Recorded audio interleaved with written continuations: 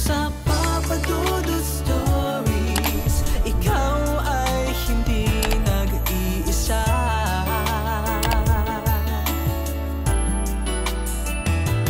Dito sa Papa Dudut Stories, may nagmamahal sa'yo. Papa Dudut Stories, Papa Dudut Stories. Dear Papa Dudut, sa lahat po ng mga nakatutok ngayon, huwag pong kalimutan mag-like, mag-share at mag-subscribe. Maraming salamat po sa inyong lahat.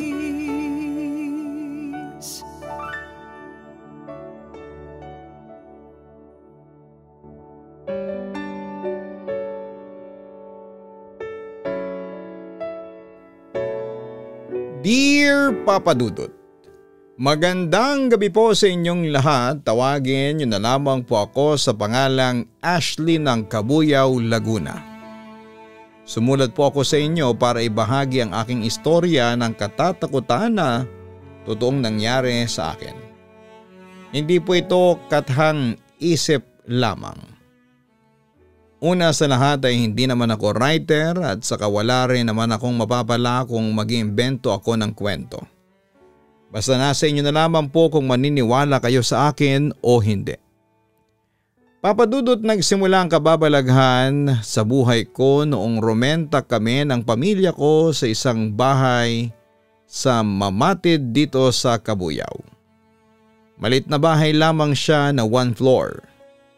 May isang kwarto, isang banyo, normal na laki ng kusina at sala.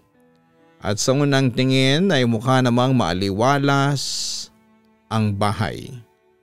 Pero kapag nandun ka na sa vicinity in person ay mararamdaman mo ang pakiramdam na hindi maipaliwanag. Madami kaming naririnig na wala daw nagtatagal doon, kesyo malas daw ang dala ng bahay na yon. Pero kasi hindi kami naniniwala sa malas o swerte, kaya binaliwala namin yon. Madaming kamag-anak namin na kapag bumibisita sa amin ay tuwang-tuwa sila dahil sa lamig ng simoy ng hangin mula sa likod ng bahay namin. Meron kasing palayan doon, Papa Dudut. Hindi ko makakalimutan ang unang araw namin sa bahay na yon. Pagbaba pa lang namin ng tricycle ay malamig ang simoy ng hangin. Hindi po preskong malamig kundi malamig na tila may bantang kasama. Kasama ko noon sina mama at dalawa ko pang kapatid na nakababata sa akin. Sina Dina at Maya, nasa edad na 9 at 8 taong gulang. Paglapit namin sa pinto ay napansin kong naiwan si Maya sa may tarangkahan. Ma, bulong ng bunsong kapatid ko sa aming ina. Sino po yung matandang nakaupo sa duyan? Napalingon naman kami ni mama. Walang tao doon sa duyan. Kumakaluskos lang ito at unti-unting umiindayog sa hangin. Kahit na walang hangin. Wala yun anak, baka anino lang. Narinig kong sagot ni mama habang may bumabalot na kilabot sa aming mga batok. Sa mga unang araw ay tila normal ang lahat. Ngunit may mga hindi may paliwanag na bagay sa loob ng bahay. Pero unang araw pa lamang ay parang ang bigat na ng pakiramdam namin. Unang gabi namin ay nagkaroon ako ng panaginip. Naglalakad ako sa isang palayan.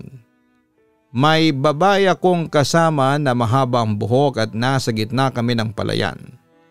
Hawak-hawak ko ang kamay ng babae na ito. Nagulat ako nang makita ko ang daddy ko, katawan ng daddy ko na walang ulo. Sumunod sa kaliwa niya ang mami ko at katabi naman niya ang ate ko. Napatingin ako sa babaeng kasama ko at nawala na rin ang ulo niya. Pagmulat ng mata ko ay doon ko napagtanto na masamang panaginip pala yon. Iyak ako ng iyak at nilapitan ako ng lolo ko dahil kasama rin namin siya sa bahay. Saktong 3 AM yun nang magising ako at tandang-tanda ko pa. Nagising ang mama ko at pinayuhan niya akong magdasal bago matulog. Magmula noon ay hindi na ako natutulog nang hindi nagdarasal, Papa Dudut. Pero alam mo, sa buong pagstay namin sa bahay na yon ay bigat ang dulot sa amin. Halos wala na kaming makain at hindi kami makaipon at laging mainit ang ulo namin sa bawat isa. May mga napapansin at nararamdaman kaming hiwaga sa loob ng bahay. Tulad na lamang yung mga yapak na naririnig namin tuwing gabi. Madalas ay mapagkamala ni ng mama at papa na baka pinapasok na kami ng mga akyat bahay kaya sinusiguro nila palagi na nakakandado ang mga pinto at nakasarang mabuti ang mga bintana. Bago kami sama-samang matulog sa isang kwarto sa bahay. Pero hindi naglaon ay alam kong kinabahan na rin ang mga magulang ko na baka may mga kasama kami sa bahay na hindi namin nakikita. Ghost housemate kumbaga. Samantala makalipas ang 2 linggo. Simula nang lumipat kami, naiwan ako mag-isa sa bahay namin dahil may pasok ang mga kapatid ko. Sina mama at papa naman ay dinala si lolo sa ospital para sa monthly check-up nito. Ilang oras akong nag-cellphone at nanood ng Korean drama para magpalipas ng oras. Pero sa hindi malamang kadahilanan ay palagi akong kinikilabutan at parang ang bigat ng pakiramdam ko. Para maiba ang mood ko mula sa sala ay pumunta ako sa kwarto namin para doon ipagpatuloy ang panonood ng Korean drama nang biglang nag-video call sa akin si Monina. Nung una ay maayos naman ang kwentuhan namin ng kaklase at best friend ko. Pero ilang minuto ang lumipas ay parang hindi na siya mapakali at habang nakatingin siya sa monitor ng cellphone niya. Ashley, akala ko ikaw lang ba ang mag-isa ngayon dyan sa bahay ninyo? Wika niya. Oo, ako lang talagang mag-isa dito. Bakit? Usis ako sa kaibigan ko. Sino yung nasa likod mo? Natigilan ako sa sinabing yon ni Monina. Kinilabutan ako kasabay ng pagdampi ng malamig na hangin sa bato ko. Huwag mo naman akong takutin ng ganyan, Monina. Wala akong kasama dito, ang sabi ko. Pero nagpatuloy lang si Monina sa pagsasalita. Ashley, pwede bang lumabas ka ng kwarto? Naiilang kasi ako sa kasama mo. Sa puntong yon ay lumingon na ako sa aking likuran pero walang tao akong nakita. Saan mo nakita yung babae? Tanong ko. Mamayang kaunti ay biglang nagpanik si Monina. Ay na Ashley, lalapit na siya sa'yo. Nasa likuran mo na. Aniya tapos ay biglang naputol ang koneksyon namin. Sa puntong yon ay dali-dali akong lumabas ng kwarto at nagtungo sa sala. Pero hindi ko kinayang kilabot na dulot ng mga sinabi at nakita di umano ni Monina. Nakasama ko kaya nagpasya na lamang akong lumabas ng bahay at tumambay muna ako sa aking kapitbahay. Kinagabihan nang umuwi na sina mama, papa at lolo ay kinuwento ko sa kanila ang na-experience ko. Ayaw pang maniwala ng mga magulang ko noong una nang biglang magsalita si lolo. At ikinuwento niya na ilang beses na rin daw siyang nakakita ng babae na paikot-ikot lang sa loob ng bahay namin. Minsan daw ay nasa sala ito, nasa kwarto namin, sa kusina, sa CR at sa likod bahay namin. At nang i-describe naman ni lolo ang itsura ng babae, maputla at parang zombie na ang balat at luwa ang parehas na mga mata ay kinilabutan ako. Siguro gano'n na lang ang panik ni Monina nang makita niya siguro yung babaeng kasama ko sa bahay. Pero Papa Dudut, sa kabila ng pagkukwento ni lolo ay hindi pa rin naniwala ang mga magulang ko. Inisip nila na baka nag-uulyanin na si lolo kaya kung ano-ano ang mga nakikita. Habang ako naman ay sinisisi pa nila ako na puro kasi ako cellphone kaya kung ano-ano ang mga nakikita ko. Papa Dudut, bagamat hindi ko pa nakikita noon ang sinasabing babaeng nagmumulto sa bahay namin, ay nag-iwan naman yon ng imahe sa imahinasyon ko. Madalas akong bangungutin at nakikita ko nga yung babaeng multo sa bahay namin. Pero ang nakakawindang dito, wala siyang ulo kapag nagpapakita siya sa akin sa panaginip. Hindi nga nagtagal ay palala ng palala ang mga nararamdaman naming kababalaghan sa loob ng bahay. Minsan ay parang may sumisilip sa mga siwang ng dingding. At ang bunso naming si Maya ay nagsimulang magsalita ng mga salitang banyaga. Matanda at malalim na hindi niya kailanman natutunan. Hindi raw siya masaya, ma. Wika ni Maya habang nakatitig sa salamin. Ang pangako raw ay hindi natupad. Nakita ko nagkatingin na noon sila mama at papa. Naguguluhan habang ako naman ay kinikilabutan. Mamayang kaunti ay nagsalita naman si papa at tila hindi naniniwala. Huwag tayong matakot sa bahay natin. Tahanan natin ito. Hindi ito horror house. Tahimik lamang ako at si mama kasi hindi na namin maitatanggi na merong something wrong sa bahay. Ramdam namin ang mga pagbabago. Lalo na nang magsalita si Lolo na kinakausap daw siya ng unseen housemate namin. Ang sabi ni Lolo, may ginawang kasunduan noon sa isang bantay ng lupa, isang matandang espiritu ng lugar bilang kapalit ng kaligtasan ng pamilya at bahay. Kailangang mag-alay ng dugo tuwing ika-7 taon. Doon na nagsimulang matakot ang mga magulang ko. Isang araw habang namamalengke ang mga magulang namin ay naiwan kami ni Maya, si Lolo kasama ang kapitbahay na si Ate Roda. Pero bandang 3:00 ng hapon ay biglang nawala si Maya. Siyempre nagpanik kami ni Ate Roda at hinanap namin ang bunsong kapatid ko. Pero sa hindi malamang kadahilanan ay hindi naman ito mahanap-hanap. Nang dumating ang mga magulang namin ay agad kong sinabi na nawawala si Maya kaya agad nilang hinanap ang kapatid ko. Bandang 6:00 na ng gabi nang matagpuan namin si Maya doon lang sa likod ng bahay. Nakaupo sa tabi ng lumang balon. Dilat ang mga mata pero tila bulag. Kaya kinarga ni Papa ang kapatid ko at inhiga sa may sofa. Hindi raw sapat ang salita. Kailangan daw ang dugo. Bulong ni Maya, halos walang emosyon. Napuno ng kaba ang mga magulang ko. Lalong tumindi ang gabing yon at biglang bumukas ang lahat ng pintuan at bintana. May tunog ng duyan kahit na walang tao sa labas. Hindi ko na kaya, Delio. Iyak ni Mama. May kailangang gawin. Baka mapahamak si Maya. Buti na lamang at may kilalang albularyo si Ate Roda. Kaya agad naming pinuntahan yon. Nang dumating ang matandang albularyo, lumapit ito kay Maya. May binulong ang kapatid ko na hindi namin marinig. Pinakinggan ng albularyo ang kwento at tahimik lang itong tumango. Hindi kayo ang pinili pero kayo ang sumuway. Ang kasunduan ay hindi biro. Kailangan may kapalit mula sa dugo ng pamilya. Wika ng albularyo na sinabi umano ng espiritu na nasa katawan ni Maya. Ibigay mo ang sarili mo. Hindi niya gusto ang bata. Gusto niya yung mga nakakatandang babae na nakatira dito sa bahay. Dagdag pa nito.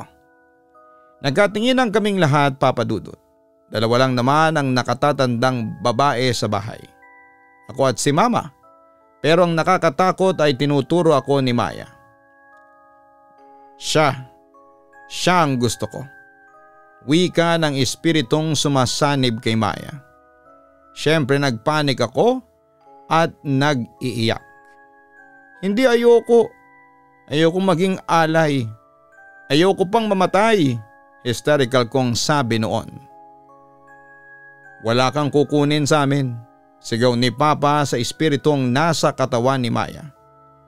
Naniniwala kami sa Diyos at alam kong hindi siya papayag na may mapahamak sa pamilya ko. Aniya. Sige Delio, magmatigas ka. Hindi ko titigilan ang pamilya mo. Kahit na lumipat pa kayo ng bahay ay susundan ko kayo. Kukunin ko ang isa sa inyo. At hindi ako natatakot sa Diyos nyo. Sabi pa ng espiritu na nasa katawan ng kapatid ko. Sa puntong yon ay nag-iyakan na kami ni Mama. Mama, wag po ako. Please gumawa po kayo ng paraan, ang sabi ko. Huwag kang matakot, Ashley. Hindi ko hahayaan na kunin ng nilalang na yan ang isa sa mga anak ko. Paniniguro naman ni Mama sa akin. Sa ayaw at sa gusto ninyo ay kukunin mo ang babaeng yan. Galit na wika ng espiritu. Bakit mo ginawa sa amin to? Hindi naman kami ang may-ari ng bahay. Nangungupahan lamang kami. Kung gusto mo ng alay ay doon ka kumuha sa may-ari ng bahay na ito. Hindi sa amin, wika ulit ni Papa. Sa puntong yon ay nagalit na ang espiritu na nasa loob ni Maya. Nagsimulang gumalaw ng bayolente ang mga gamit sa bahay. Yumanig ang paligid na para bang may lindol. Tapos ay nagbasagan yung ilang parte ng kisame at ilaw. Nasugatan pa nga ang albularyo noong mabagsakan siya ng isang bahagi ng kisame. Si Ate Rhonda naman ay napatakbo na lamang palabas ng bahay nang dahil po sa takot. Baka pwedeng ako na lang, biglang sabi ni Mama sa espiritu. Huwag ang mga anak ko, parang awa mo na, ako na lang ang kunin mo, biglang sabi pa ni Mama. Kumalma ang paligid, Papa Dudut, pero hindi na nagsalita ang espiritu hanggang sa bumagsak na lamang si Maya at nawala na ito ng malay. Hindi namin alam kung pumayag ba ang espiritu na si Mama ang gawing alay sa halip na ako. Pero pagkatapos noon ay naging tahimik lamang si Mama. Ni hindi na siya nagsasalita pa. Na para bang sinapian na rin siya. Pero tahimik lang. Malalaman mo lang na parang hindi siya kapag tumitig siya sa amin. Kinagabihan ay nakita kong lumabas si Mama, dala-dala ang isang kandila, posporo at isang piling ng saging na binili nila Papa kanina. Sinundan ko siya pero may malakas na hangin na sumalubong sa akin at tumalsik ako papasok sa loob ng bahay. Bala ko pa sanang sundan ulit si Mama pero parang may pumipigil na sa akin. Kaya tinawag ko sina Papa at Lolo noon. Pagdating ng dalawa ay sinubukan ni Papa na saklolohan si Mama. Pero bigla kaming naparalisa. As in hindi namin magalaw ang mga katawan namin at pumutok ang mga ilaw na nakasindi. Naiyak ako noong nakita ko si Mama na nagsindi ng kandila sa harapan ng lumang duyan. Ilagay niya ang mga saging sa loob ng duyan tapos ay nakita kong may dinukot siyang kutsilyo sa tagiliran niya at doon ay sinugatan niya ang kanyang mga palad. At ang dugong tumulo dito ay ipinatak niya sa duyan. Nakita kong may sinasabi si Mama pero hindi namin yon marinig. Habang kami ni na Papa at Lolo ay isinisigaw ang pangalan ni Mama. Mamayang kaunti ay nakita kong gumalaw ang duyan mula sa anino ng dilim. Lumabas ang matandang espiritu. Matulis ang mga mata, ngunit malungkot. Nilapitan siya nito. Sa isang iglap ay nilamon ng anino si Mama. Nang mawala ang anino, bumagsak ang katawan ni Mama. Doon na kami nakagalaw. Kaya nagmamadali kaming pinuntahan si Mama, Papa Dudut. Pero huli na ang lahat dahil wala ng buhay si Mama. Sinubukan pa naming dalhin sa ospital si Mama pero diniklara na siyang dead on arrival. Ang cause of death ayon sa mga pulis ay atake sa puso. Kinabukasan ay tahimik ang lahat. Wala nang iyapak at wala nang bumubulong. Pero napuno ng lungkot dahil doon ay binuro lang katawan ni Mama. Samantala noong araw ding yon ay nilusob ni Papa ang landlady namin at ang pamilya nito. Hindi ko alam kung anong eksaktong nangyari pero ayon sa mga narinig ko, nag-away-away sila. at sinisisi ni Papa ang may-ari ng bahay sa pagkamatay ni Mama. Noong unang patay mali siya pang landlady at hindi naniniwala sa mga sinasabi ni Papa. Pero nalaman niya mula sa mga kapitbahay na bawat pamilya o taong tumitira sa bahay na yon ay hindi napapaganda ang buhay. May isang miyembro na nagsasakripisyo at namamatay. Dahil ang bahay na yon ay may nakatira ng dyablo at ito raw ang tunay na nagmamay-ari ng lugar. At kami ay mga patira lamang.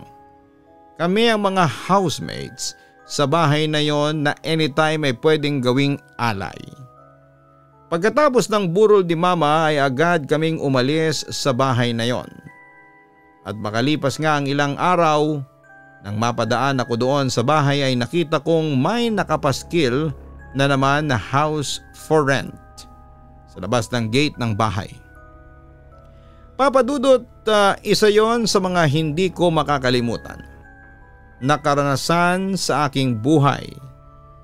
Hindi ko alam ang buong kwento noong bahay. Pero ayon sa mga nakakatanda, bago pa itayo ang bahay na yon ay may nakatayong malaking puno ng akasya sa lugar. Pero pinaputol daw yon ang ama ng dating landlady namin. Nagalit daw ang nilalang at nagbigay daw ito ng kamalasan sa pamilya ng landlady namin. Pero kinilaunan ay nagkasundo na ang mga ito. Na yun nga ay mag-aalay ng buhay ang pamilya sa nilalang ng dyablo.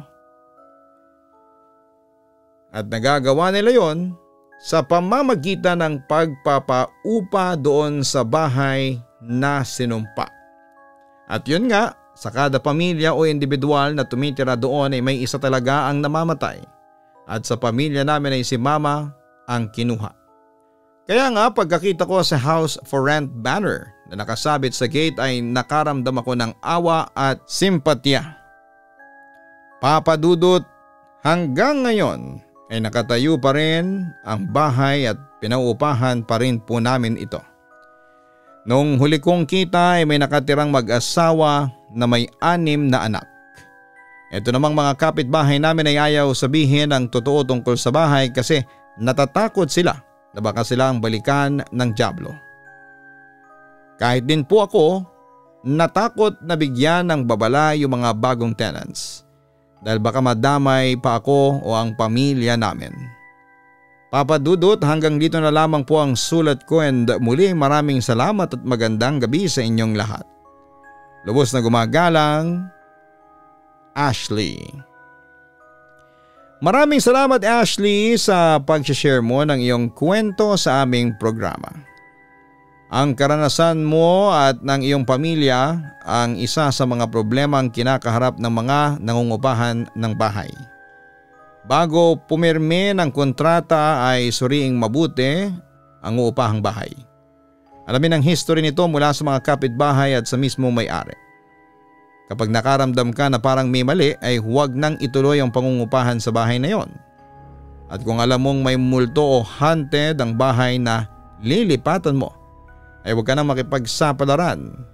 Hindi nagbibigay ng katahimikan ng mga bahay na pinamamahayan ng mga nilalang na hindi nila nakikita. Maaaring ikapahamak mo o ng mga kasama mo sa bahay kung ipipilit ninyong tumira sa ganong klase ng bahay. Hindi porket mura ang upa ay kukunin mo na. Mag-isip ng mabuti at timbangin ang mga pros and cons ng bahay. Kung may maraming cons o red flags, kahit mura pa ang upa ay huwag mo nang kunin at huwag mo nang tirhan. Dahil higit ang mawawala sa iyo kapag pinilit mong makisiksik sa bahay na alam mo namang may nakatirang kakaiba at nakakatakot. Hanapin ang Kaistorya YouTube channel at syempre hanapin din po ang Papa Dudut Family YouTube channel. Maraming salamat po.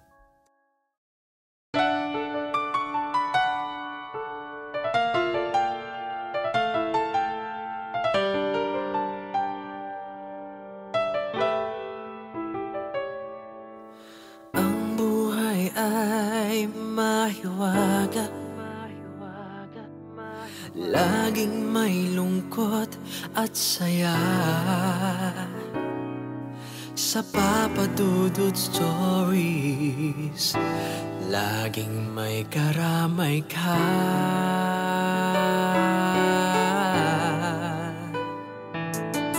Mga problemang kay bigat, dito ay pakikinggan ka. Sa Papa Dudut Stories, kami ay iyong kasama. Dito sa Papa Dudut Stories, ikaw ay hindi nag-iisa.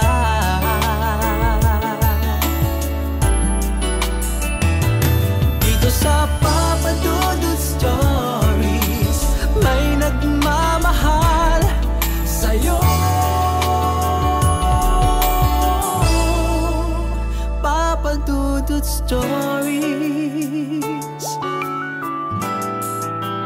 Papa Dudut Stories,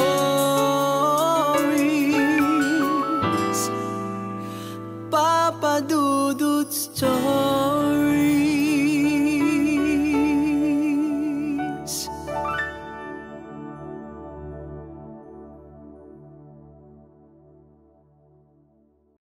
Dito sa